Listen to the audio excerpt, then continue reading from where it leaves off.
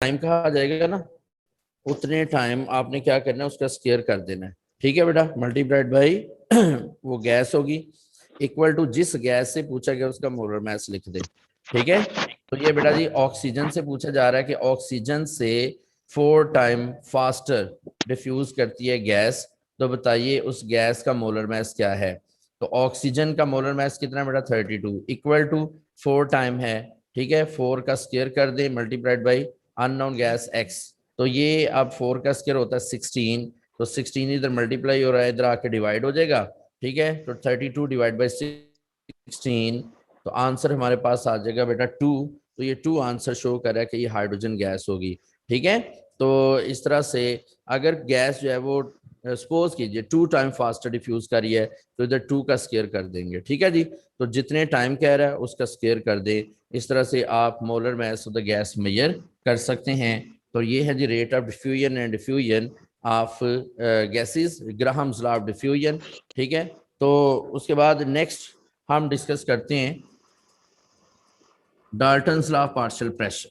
बेटा Dalton's law of partial pressure ये है कि सपोज कीजिए कि हमारे पास 3 गैसेस हैं, अननोन गैसेस, जैसे हाइड्रोजन है और ये 500 टॉर इसका प्रेशर है, और ये दूसरी गैस है सपोज कीजिए हीलियम, और इसका 200 टॉर एटमॉस्फेरिक प्रेशर यानी ये प्रेशर है। और इसी तरह से एक तीसरी गैस है बेटा, ये सपोज कीजिए हम कहते हैं जी जीनॉन है, और ये 100 टॉर इसका प्रेशर है।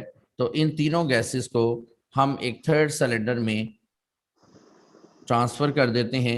ये थर्ड जो सिलेंडर है इसका वॉल्यूम इनमें से हर एक के इक्वल है। ठीक है, यानी इनका वॉल्यूम कांस्टेंट है। तो इन तीनों गैसेस को जब हम मिक्स कर देंगे तो इस पूरे मिक्सर का जो आएगा प्रेशर, टोटल प्रेशर, ये इनके सम के इक्वल होगा। ठीक है जी, समझ आ गई। तो इस चीज को हम कहते हैं Dalton's law of partial pressure. ठीक है जी, यानी कि total pressure of mixture of unknown gases is equal to the sum of the partial pressure of individual gases. ठीक है, ये बेटा जब हम अननोन गैसेस का मिक्सचर बनाते हैं, तो उस मिक्सचर का जो टोटल प्रेशर है, ये टोटल प्रेशर ये इक्वल होगा partial pressure of the individual gases के सम के इक्वल। ठीक है, यानी सपोज ये गैस ए है, ये गैस बी है, और ये गैस सी है। ठीक है, तो फिर हम लिखेंगे total pressure is equal to the partial pressure of A plus partial pressure of B plus partial pressure of C. लेकिन यहाँ पे एक शर्त ये है कि ये अनरिएक्टिव गैसेस हैं।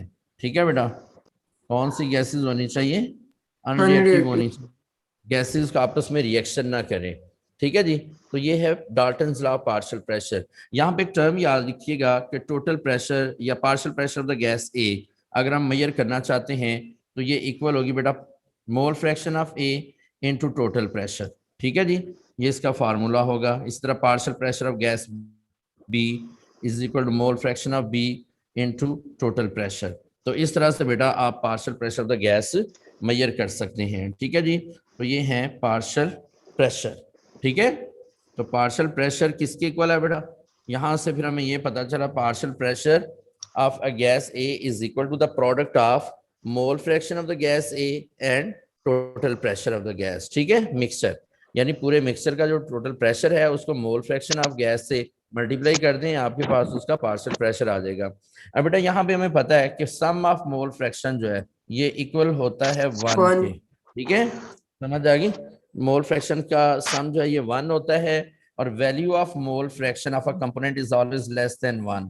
ठीक है, किसी एक कंपोनेंट के मोल फ्रैक्शन की वैल्यू हमेशा 1 से स्मॉलर होती है, और mole fraction has no unit, mole fraction has no unit, इसके यूनिट्स नहीं होते। ठीक है, और मोल फ्रैक्शन होता क्या है, जैसे आपने ए का मोल फ्रैक्शन फाइंड करना है तो number of moles of the gas A divided by total number of moles. ठीक है, इस तरह से हम मोल फ्रैक्शन मेजर कर सकते हैं। किसी भी कंपोनेंट का मोल फ्रैक्शन फाइंड करने के लिए उसके नंबर ऑफ मोल्स को हम टोटल नंबर ऑफ मोल्स से डिवाइड कर देंगे तो हमारे पास उसका मोल फ्रैक्शन आ जाएगा। ठीक है बेटा, समझ आ गई। तो ये मोल फ्रैक्शन जो है इसको अगर हम टोटल प्रेशर से मल्टीप्लाई करते हैं तो हमारे पास पार्शियल प्रेशर आ जाएगा। जैसे सपोज हमें कहा जाता है कि total pressure of mixture of non reactive gases यानी टोटल प्रेशर जैसे वैसे मैं आपको समझा देता हूँ। सपोज कीजिए हमें कहा जाता है कि मोल फ्रैक्शन ऑफ ए है 0.4 और टोटल प्रेशर जो है ना बेटा mixture of non reactive gases ये है बेटा जी सपोज 500 टॉर। ठीक है, तो हमें कहा जाता है कि बताइए कि पार्शियल प्रेशर ऑफ ए क्या होगा। ठीक है, मोल फ्रैक्शन ऑफ ए क्या है 0.4, इसका कोई यूनिट नहीं होता, और टोटल प्रेशर जो है ये 500 टॉर है। तो पार्शियल प्रेशर ऑफ ए हमने फाइंड करना है। तो हमें पता है partial pressure of A 250 is equal to mole fraction of A into total pressure, multiply कर दें बेटा 0.4 मल्टीप्लाइड बाई 500। ठीक है, तो इस तरह से ये नीचे 10 आ गया, 0 0 से कैंसिल, तो 200 टॉर ये है जी partial pressure of A 200 torr. ठीक है बेटा, समझ आ गई। तो इस तरह से आप पार्शियल प्रेशर जो है ये फाइंड कर सकते हैं। अब अगर आपको ये कहा जाए कि ये टू गैसेस का मिक्सचर है ए और बी का, तो बताइए बी का पार्शियल प्रेशर क्या होगा। तो जब टोटल प्रेशर 500 टॉर है, उसमें ए का प्रेशर 200 टॉर है, तो बी का कितना होगा बेटा 300 टॉर। ठीक है जी, समझ आ गई। तो इस तरह से आप बी का पार्शियल प्रेशर भी फाइंड कर सकते हैं। ठीक है जी, समझ आ गई। इसी तरह से जैसे यहीं से आप फाइंड कर सकते हैं, जैसे हमें कहा जाता है कि mole fraction of the there is a mixture of two gases A and B, दो गैसेस हैं ए और बी, इनका मिक्सचर है, and mole fraction of A is 0.4, total pressure is 500 torr, what is partial pressure of B. अब आपको A के mole fraction देके B का पार्शियल प्रेशर पूछा जा रहा है, तो आपने यहीं से बी के मोल फ्रैक्शन फाइंड कर लेने। तो अगर ए के मोल फ्रैक्शन 0.4 है तो बी के मोल फ्रैक्शन कितने होंगे बेटा 0.6, क्योंकि हमें पता है कि X A plus X B is equal to 1। तो अगर ए के मोल फ्रैक्शन 0.4 है तो बी के 0.6 होंगे। ठीक है, तो आपने क्या करना है 0.6 को 500 से मल्टीप्लाई कर दें तो 300 टॉर ये पार्शियल प्रेशर ऑफ बी आ जाएगा। ठीक है जी, तो इस तरह से बेटा जी आपने पार्शियल प्रेशर फाइंड करना है। और यहाँ पे ये पॉइंट याद रखिएगा कि इसकी एप्लीकेशन जो है ये आपको याद होनी चाहिए। Applications of Dalton's law partial pressure book से ये पढ़ लीजिएगा। उसमें खास तौर पे ये पूछा जाता है कि what is the partial pressure of oxygen in lungs. Lungs में सर ये ऑक्सीजन का एक्स क्या ए प्रेशर आपने है कैसे फाइंड किया? जी। एक्स ए कैसे फाइंड किया? एक्स एक्स ए, ए जी। हाँ हाँ, ये नंबर ऑफ मोल्स है ना, ये देखें जैसे आपको नंबर ऑफ मोल्स ऑफ ए के दिए गए हैं और number of total number of moles दिए गए हैं। ठीक है, तो इस तरह से आप फाइंड कर सकते हैं। वैसे ये गिवन है क्वेश्चन में, ठीक ओके है, सर। कि if mole fraction of A is 0.4। ठीक है, तो ये गिवन है, लेकिन अगर आपको नंबर ऑफ मोल्स दे के पूछ रहा है तो फिर इस तरह से आपने मोल फ्रैक्शन फाइंड कर लें। जैसे आपसे कहते हैं कि 2 मोल ए के हैं और टोटल नंबर ऑफ मोल्स 10 है, तो 2 डिवाइडेड बाई 10 आंसर आ जाएगा 0.2। 0.2 जो है मोल फ्रैक्शन ऑफ ए हो जाएगा। ठीक है बेटा, तो इस तरह से आपने यानी एप्लीकेशंस इसकी याद रखनी है बेटा। एप्लीकेशन में ज्यादातर यही पूछा जाता है कि जो ऑक्सीजन का प्रेशर है ये लंग्स में कितना होता है 116 टॉर। ठीक है बेटा, और एटमॉस्फेयर में कितना है 159 टॉर। ठीक है बेटा, और हर 100 फीट जब हम नीचे जाते हैं डेप्थ में तो 3 टाइम जो है ना या 3 गुना प्रेशर जो है वो बढ़ जाता है गैसेस का। ठीक है, ये आपने याद रखना है। जो सी डाइवर्स हैं ये जब 100 मीटर नीचे जाते हैं ना तो हर 100 फीट, तो हर 100 फीट डेप्थ पर वो 3 टाइम्स ज्यादा प्रेशर एक्सपीरियंस करते हैं। ये पॉइंट बस इसमें applications of Dalton's law partial pressure में आपने करने हैं। उसके बाद बेटा जी नेक्स्ट है kinetic molecular theory of gases, KMT of gases, kinetic molecular theory of gases. Kinetic molecular theory of gases ये है कि जितनी भी गैसेस हैं ये टाइनी पार्टिकल्स पर कंसिस्ट करती हैं। ठीक है जी, ये टाइनी पार्टिकल्स पर कंसिस्ट करती हैं and these tiny particles are called molecules. इनको हम मॉलिक्यूल्स कहते हैं। ठीक है, ये मॉलिक्यूल्स हैं ये बेटा जी मोनोएटॉमिक भी हो सकते हैं।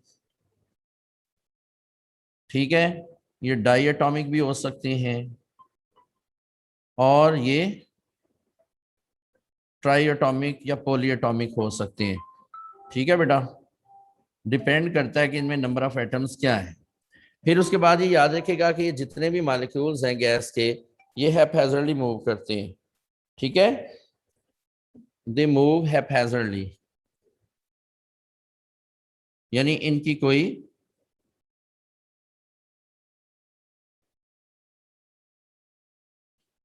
खास डायरेक्शन नहीं होती। ठीक है, जैसे ये मॉलिक्यूल इधर को जा रहा है ये इससे टकराएगा, ये इधर को चला गया, ठीक है, इस तरह ये आगे टकराएगा, ये इधर चला गया, ये इधर चला गया, इनकी कोई खास डायरेक्शन नहीं होती है।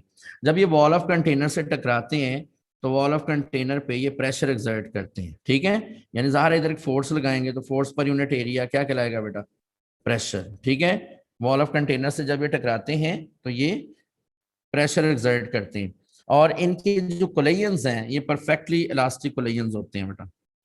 कोलिजन्स क्या है, इलास्टिक।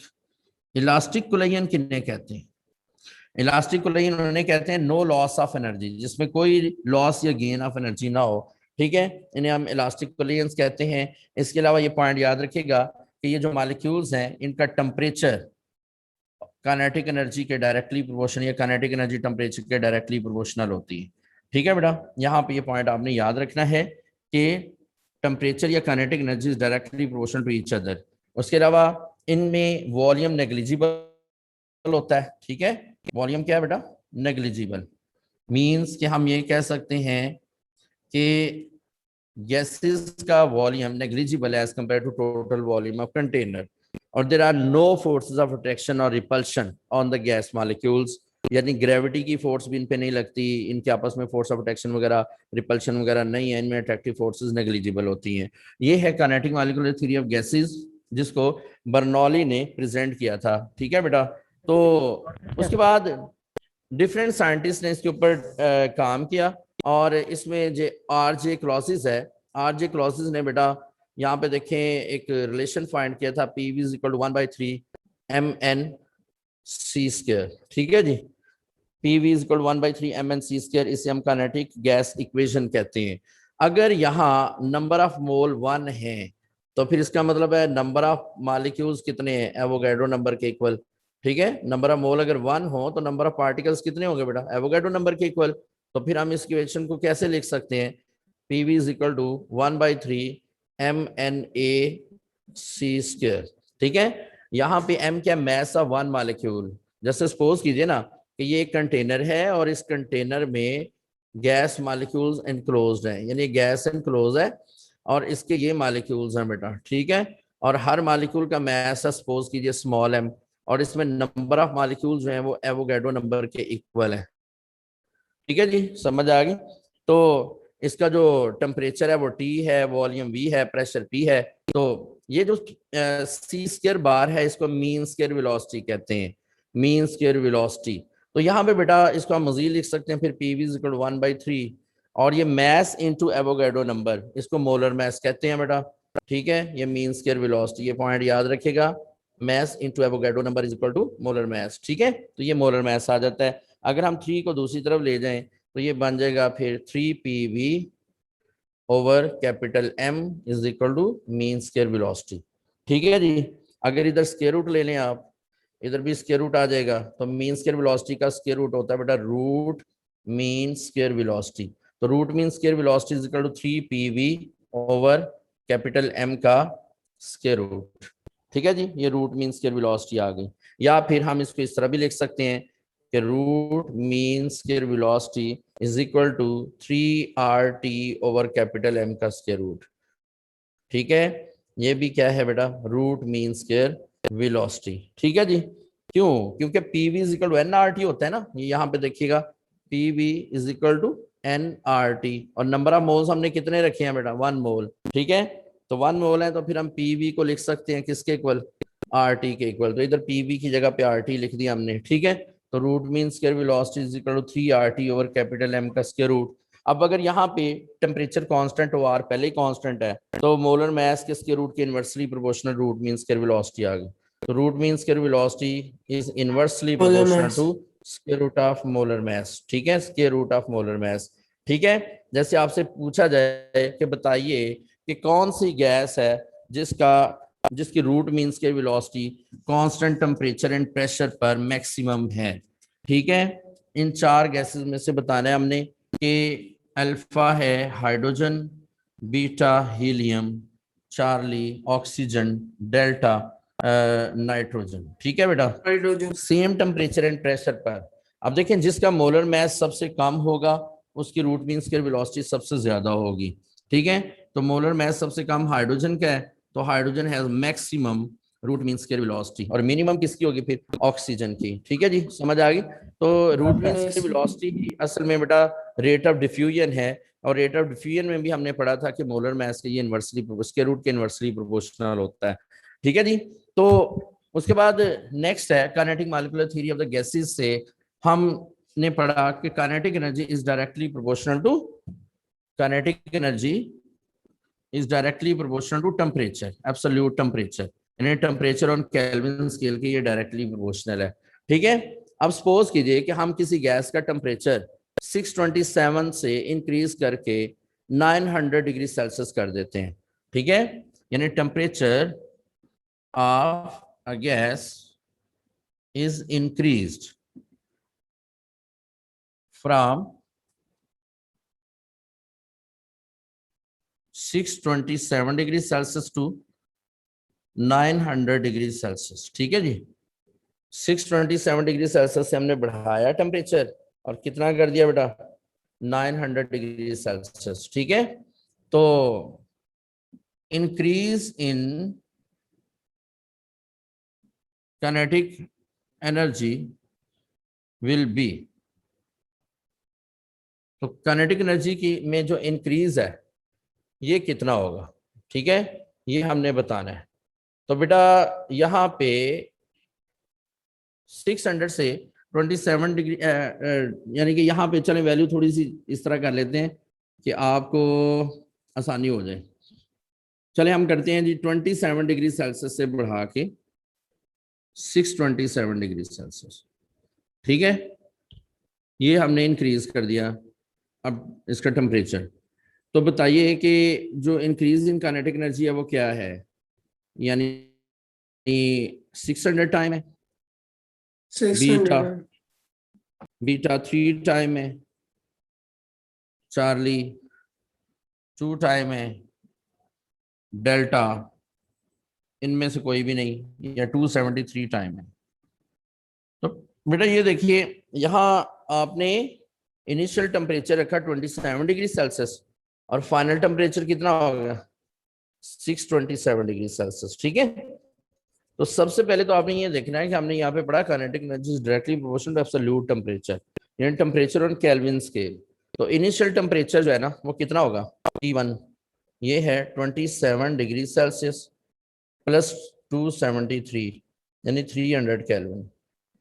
ठीक है बेटा, इनिशियल टेम्परेचर कितना है 300 केल्विन और फाइनल टेम्परेचर कितना है बेटा 627 प्लस 273 900 केल्विन।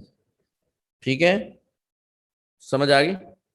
तो अब देखें टेम्परेचर कितने टाइम बढ़ाया आपने, 3 टाइम।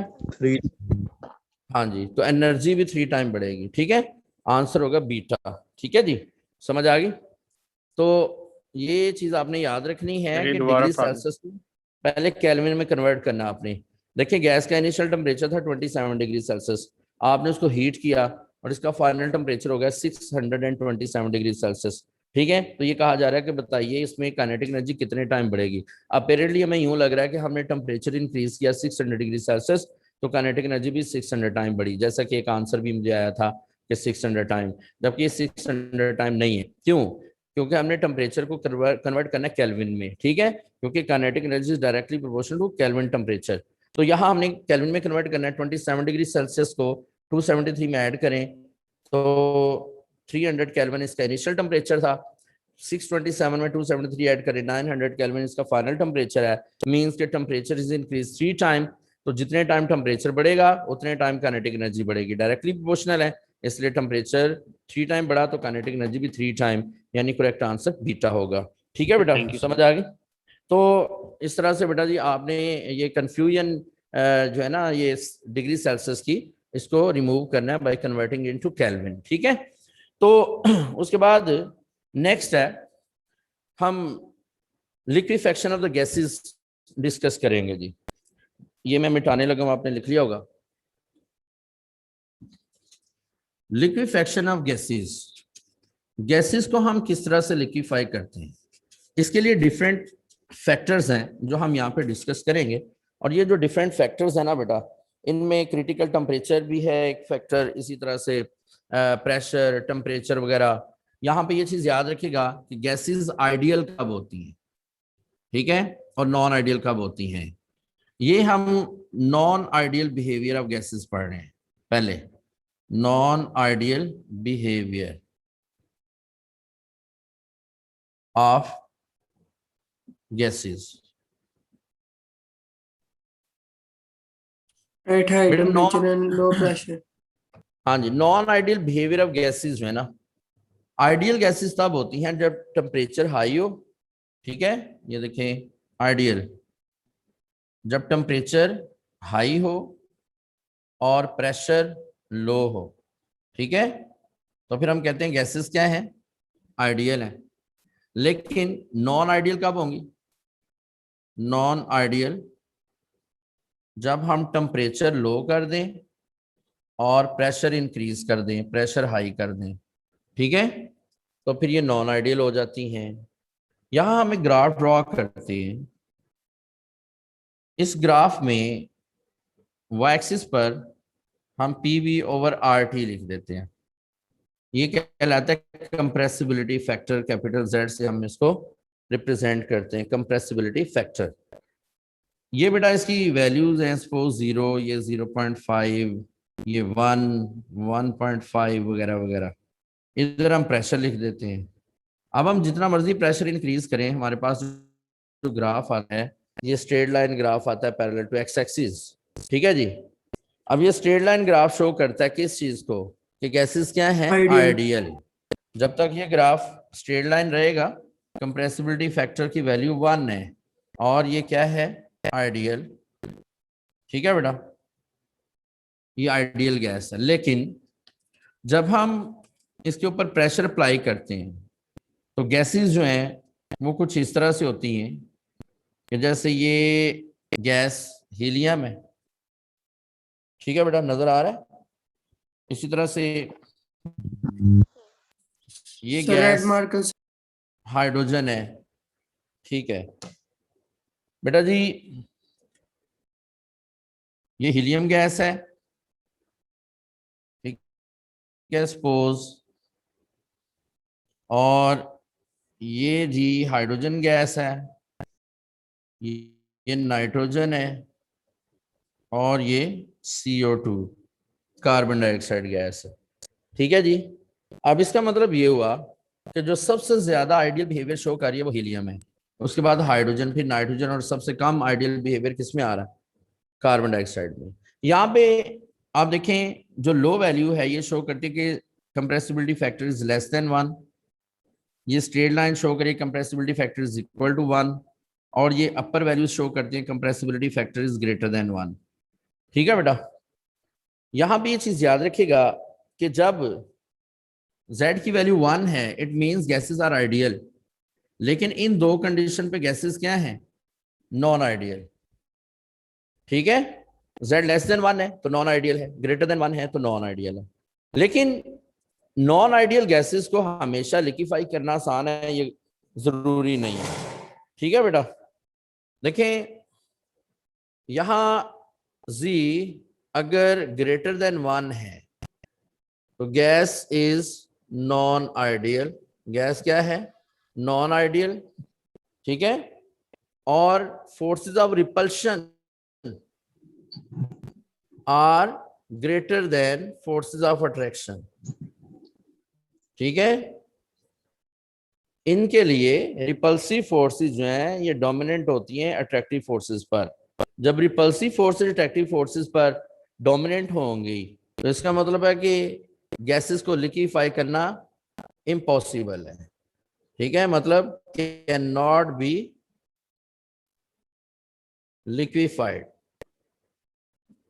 अब देखिए गैस नॉन आइडियल है लेकिन हम इसको लिक्विफाई नहीं कर सकते, ठीक है बेटा। इसी तरह से अगर आइडियल है तब भी गैस को लिक्विफाई नहीं किया जा सकता, लेकिन अगर Z इज लेस देन 1, ठीक है, जैसे यहां पे गैसेस की यानी Z की वैल्यू लेस देन 1 है, अब भी गैस नॉन आइडियल ही है, लेकिन यहां पे क्या है कि attractive forces are greater than repulsive forces, ठीक है। अट्रैक्टिव फोर्सेस की वैल्यू रिपल्सिव फोर्सेस से ज्यादा है। जब अट्रैक्टिव फोर्सेस रिपल्सिव फोर्सेस से बढ़ गई तो it means gases can be liquefied, ठीक है, गैसेस कैन बी लिक्विफाइड। अब अगर आपको क्वेश्चन आ जाता है कि eight which of the following condition gases can be liquefied easily, ठीक है, तो क्या है बेटा, z इज लेस देन 1, ठीक है जी। कहां पे गैस आइडियल है, z इज इक्वल टू 1। कहां पे रिपल्सिव फोर्सेस ज्यादा होंगी, z इज ग्रेटर देन 1। कहां पे अट्रैक्टिव फोर्सेस ज्यादा होंगी, z इज लेस देन 1, ठीक है जी। समझ आ गई। तो ये चीजें आपने इसमें याद रखनी है। अब बाकी जो इसमें फैक्टर्स हैं वो भी हम डिस्कस करते हैं। अब हम पढ़ रहे हैं बेटा liquefaction of the gases. Liquefaction of gases, gases को लिक्विफाई करना। यहां पे कुछ फैक्टर्स हैं, जैसे क्रिटिकल टेम्परेचर। क्रिटिकल टेम्परेचर जितना ज्यादा होगा गैस को लिक्विफाई करना उतना इजी होगा, ठीक है बेटा। यानी लिक्विफेक्शन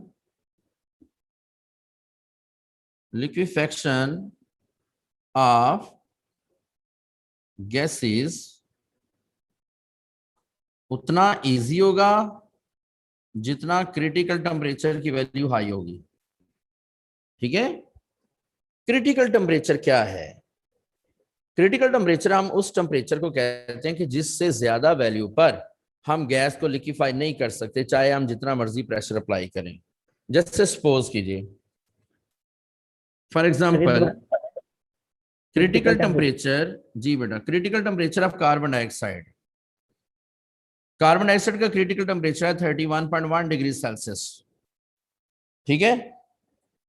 इसका मतलब है कि हम 31.1 डिग्री सेल्सियस टेम्परेचर तक कार्बन डाइऑक्साइड गैस को लिक्विफाई कर सकते हैं, ठीक है। और इसके कॉरेस्पॉन्डिंग जो प्रेशर अप्लाई किया जाता है उसे हम क्रिटिकल प्रेशर कहते हैं, ठीक है। यानी ये वो मैक्सिमम टेम्परेचर है जहां तक हम कार्बन डाइऑक्साइड गैस को लिक्विफाई कर सकते हैं, ठीक है, 31.1 डिग्री सेल्सियस। लेकिन अगर हम इससे ज्यादा टेम्परेचर कर दें तो हम गैसेस को लिक्विफाई नहीं कर सकते, ठीक है बेटा। यानी कार्बन डाइऑक्साइड को लिक्विफाई नहीं कर सकते चाहे जितना मर्जी प्रेशर अप्लाई करें आप, ठीक है। तो हम कह सकते हैं the maximum temperature above which a gas cannot be liquefied is called critical temperature whatever the pressure is applied, चाहे जितना मर्जी प्रेशर अप्लाई किया जाए, ठीक है। It is called critical temperature. यानी हम कह सकते हैं कि कार्बन डाइऑक्साइड गैस को हम 31.1 डिग्री सेल्सियस तक लिक्विफाई कर सकते हैं, 30 डिग्री सेल्सियस पर लिक्विफाई कर सकते हैं, ठीक है। इससे कम टेम्परेचर पर लिक्विफाई कर सकते हैं, but it can not be liquefied at 32 degree Celsius temperature. हम इसको 32 डिग्री सेल्सियस टेम्परेचर पे लिक्विफाई नहीं कर सकते, 31.2 डिग्री सेल्सियस पर भी लिक्विफाई नहीं कर सकते हैं। जी बेटा, क्वेश्चन है सर तो ड्राई आइस फिर कैसे बनाते हैं? ड्राई आइस के लिए तो dry ice solidified carbon dioxide होती है ना? जी जी।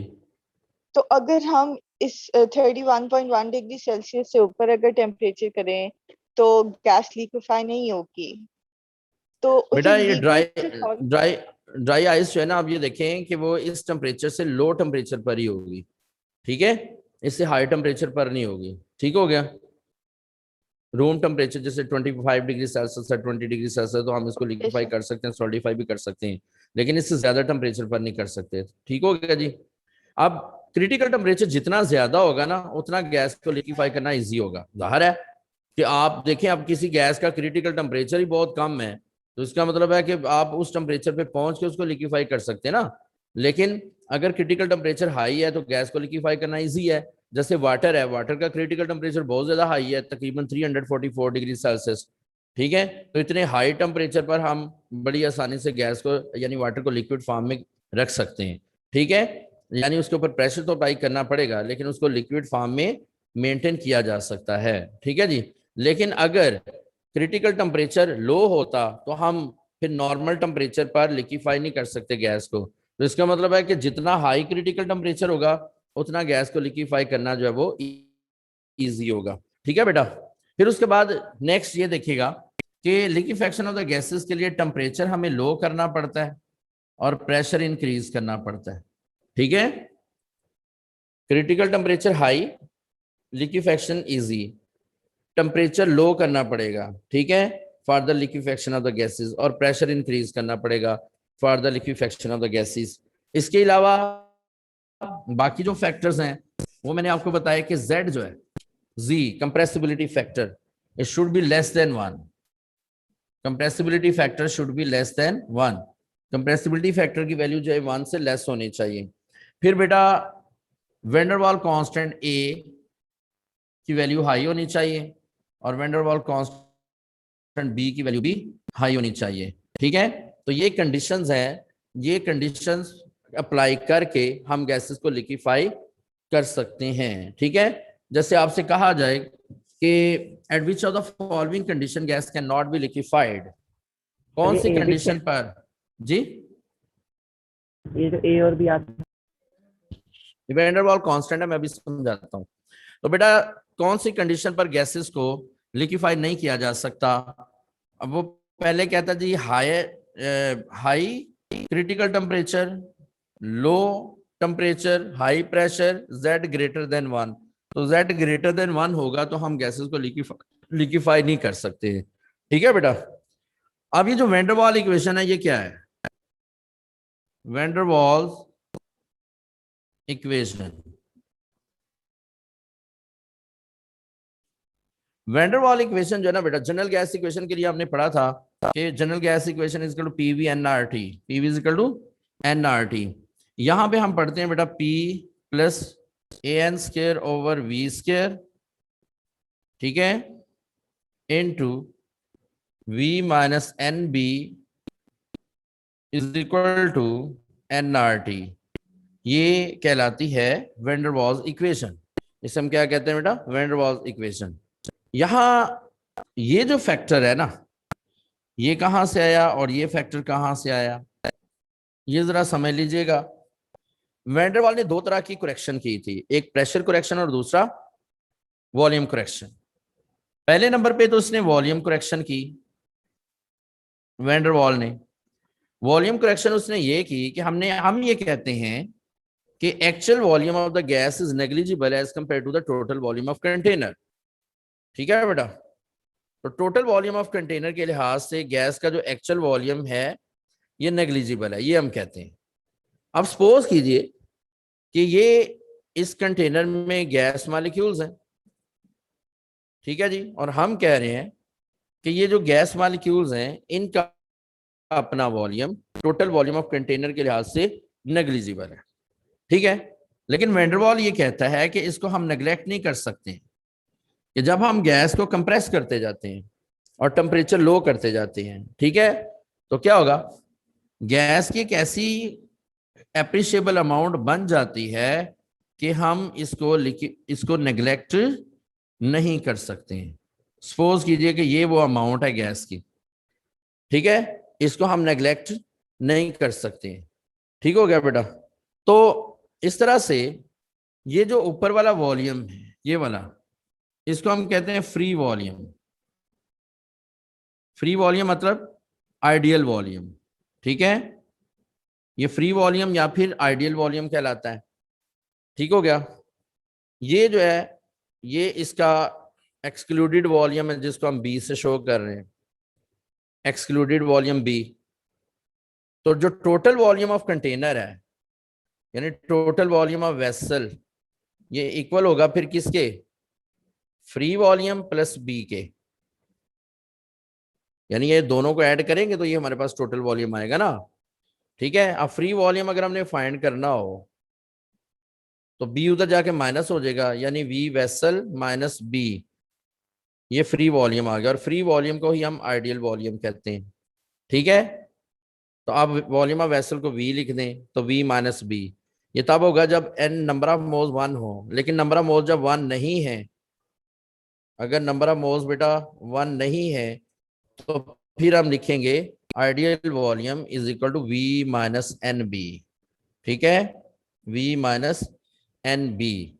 ये जो B है इसको हम कहते हैं एक्सक्लूडेड वॉल्यूम। इसे क्या कहते हैं?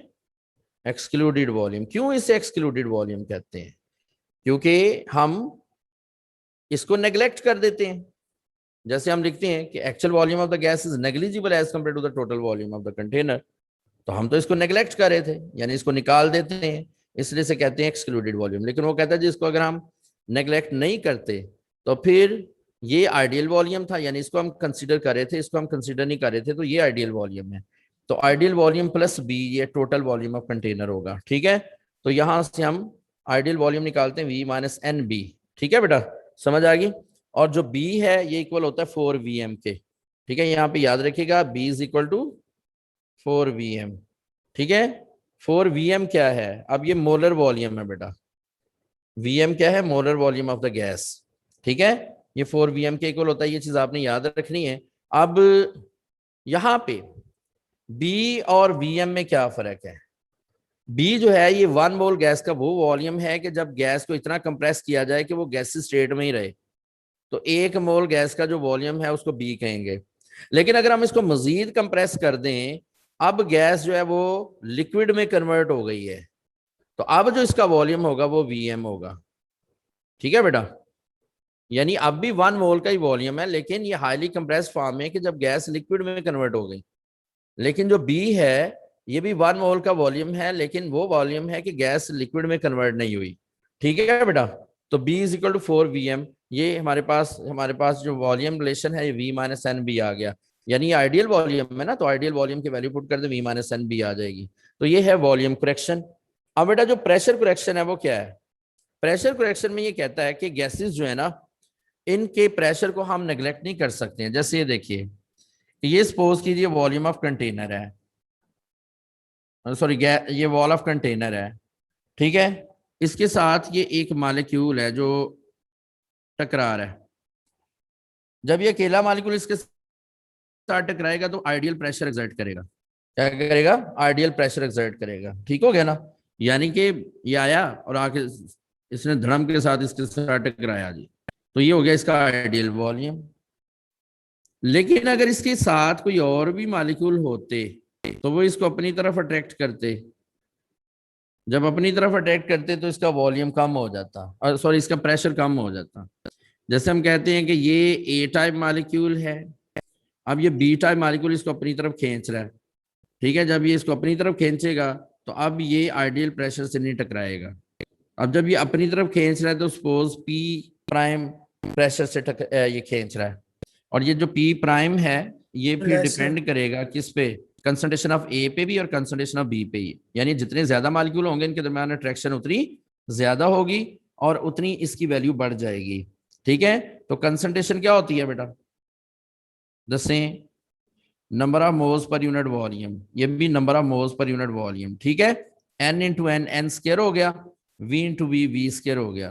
प्रोपोर्शनैलिटी साइन रिमूव कर दें, इक्वालिटी आ जाएगी, साथ कांस्टेंट a आ गया। ठीक है, तो ये बन गया फिर p prime a n square over v square. ठीक है बेटा, तो ये हमारे पास एक फैक्टर है जो प्रेशर में ऐड हो जाएगा। ठीक है जी, तो ये जी हमारे पास आ गया ये, यानी ये सारी इक्वेशन जो है इसको हम कहते हैं वैन डर वाल्स इक्वेशन। अब देखिए, अगर a और b 0 हो तो फिर ये यही इक्वेशन बन जाएगी। यानी a अगर 0 है तो ये सारा फैक्टर 0, तो p रह गया। b अगर 0 है तो ये सारा फैक्टर 0, तो v रह गया। यानी P V is equal to N R T, P V is equal to N R T बन जाएगा। ठीक है, यानी कि गैसेस आइडियल कब होंगी? जब ए की वैल्यू भी लो होगी और बी की वैल्यू भी लो होगी। ठीक है, और नॉन आइडियल कब होंगी? जब ए की वैल्यू भी हाई है और बी की वैल्यू भी हाई है। तो जब नॉन आइडियल है तो इनको लिक्विफाई करना क्या होगा? ईजी हो जाएगा। ठीक है जी, समझ आ गई। तो ये बेटा जी चीजें आपने याद रखनी है कि gases are non ideal at low value of A and low high value of A and high value of B, ये नॉन आइडियल हो जाएंगे। ठीक है, और आइडियल होंगी जब ए और बी की वैल्यूज लो होंगी। अब बेटा आपको इनके यूनिट्स भी पूछे जा सकते हैं, ए और बी के यूनिट्स बताइए क्या हैं। तो ए और बी के यूनिट्स, ये जो ए है ये असल में प्रेशर ही है ना, यानी A N square over V square. यहां से ए की वैल्यू फाइंड करें तो P V square over N square. तो प्रेशर का यूनिट क्या होता है बेटा? न्यूटन पर मीटर स्क्वायर। वॉल्यूम का मीटर क्यूब, वॉल्यूम क्या आ गया? मीटर क्यूब का स्क्वायर, ठीक है, पर मोल स्क्वायर, पर मोल स्क्वायर। तो ये बन गया बेटा न्यूटन, और ये मीटर की 6 है, इसमें से 2 निकाल दें तो मीटर की 4 पर मोल स्क्वायर। ये इसके SI यूनिट्स आ गए। ये कौन से यूनिट्स होंगे बेटा? SI यूनिट्स, ठीक है। वैसे सिंपल यूनिट आपने बताने हैं, तो प्रेशर का यूनिट क्या होता है बेटा? एटमॉस्फेयर, और वॉल्यूम का डेसीमीटर क्यूब यानी डेसीमीटर 6, और पर मोल स्क्वायर, ठीक है। ये SI यूनिट्स हैं और ये सिंपल यूनिट्स हैं, ठीक है जी। ये आपको यूनिट्स भी पूछे जा सकते हैं। इसके अलावा जो वॉल्यूम के सॉरी B के यूनिट्स हैं, ये क्या होंगे? Volume per unit number of moles को हम कहते हैं, ठीक है। तो वॉल्यूम का यूनिट क्यूबिक मीटर पर मोल, ये बेटा इसके यूनिट्स आ गए, या डेसीमीटर क्यूब पर मोल। तो ये था जी आपका चैप्टर गैसेस। कोई कंफ्यूजन हो तो आप पूछ सकते हैं, ठीक है जी। समझ आ गई बेटा? सर ये डेसीमीटर क्यूब है। डेसीमीटर क्यूब पर मोल भी लिख सकते हैं, मीटर क्यूब पर मोल भी लिख सकते हैं। वॉल्यूम का यूनिट लिखना है ना आपने, वॉल्यूम का डेसीमीटर क्यूब है, तो ऐसा यूनिट पूछेंगे तो मीटर क्यूब पर मोल लिख देंगे, ठीक है बेटा। सर प्लाज्मा नहीं है? प्लाज्मा यार आप खुद पढ़ना है आपने, ठीक है। उसमें बस यही पढ़ना है कि विलियम क्रुक्स ने इसको डिस्कवर किया था, ठीक है जी। 99% ऑफ यूनिवर्स जो है ना, ये प्लाज्मा पर कंसिस्ट करती है। प्लाज्मा में इलेक्ट्रोमैग्नेटिक रिस्पांस होता है, यानी इलेक्ट्रिक फील्ड का भी रिस्पांस करता है और मैग्नेटिक फील्ड का भी ये रिस्पांस करता है प्लाज्मा, ठीक है बेटा। और इसके अलावा प्लाज्मा की जो यूजेस हैं, एप्लीकेशंस इसकी, वो आपने पढ़नी है बस। अल्लाह हाफिज। अल्लाह हाफिज बच्चों, अपना ख्याल रखिएगा, दुआ अल्लाह हाफिज। में याद रखिएगा। सर इनसे टेस्ट का कह दीजिए। हाँ जी, मैं उन्हें कह देता हूँ कि वो चैप्टर 1+2 का टेस्ट दे दें आपको।